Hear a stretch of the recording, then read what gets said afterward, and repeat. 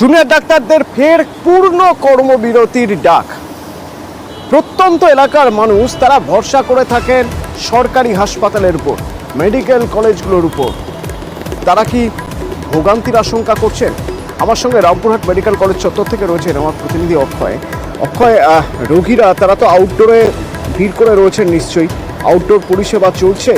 আজ থেকেই পূর্ণ কর্মবিরতির ডাক দেওয়া হয়েছে। যদি স্ট্রাইকে চলে যান জুনিয়র ডাক্তাররা, কাল থেকে তো আউটডোর বন্ধ হয়ে যাবে। কি করবেন ওরা?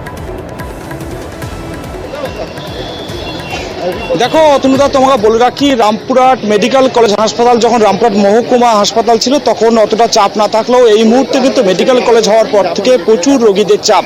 এবং আজ থেকে যে জুনিয়র ডাক্তাররা যে পূর্ণ কর্মবিরতি ডাক দিয়েছে, এর ফলে কিন্তু সাধারণ যারা রোগী আছে তারা কিন্তু সমস্যায় পড়তে পারে।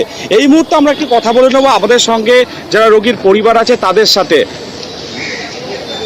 এই যে আজ থেকে ডাক্তাররা পূর্ণ কর্মবিরতি ডাক দিয়েছে, এর ফলে কি সমস্যা হতে পারে? আমাদের সমস্যা হবে কি এখন দিয়ে তো হচ্ছে। এই যে আমরা দাঁড়িয়ে আছি গরমে, এই বৃষ্টি, আকাশে বৃষ্টি, হ্যাঁ, এই রুগীকে নিয়ে আমরা কোথায় যাবো আর কিভাবে? এই যে রাস্তা গাছের গুঁড়িতে দাঁড়িয়ে থাকছি, আমাদের একটা ব্যবস্থা করার সিদ্ধান্ত এটা করা উচিত। আর রুগীকে নিয়ে আসার পরে ঠিকভাবে ট্রিটমেন্ট পাচ্ছি না, তারপরে ঘোরাচ্ছে বারবার।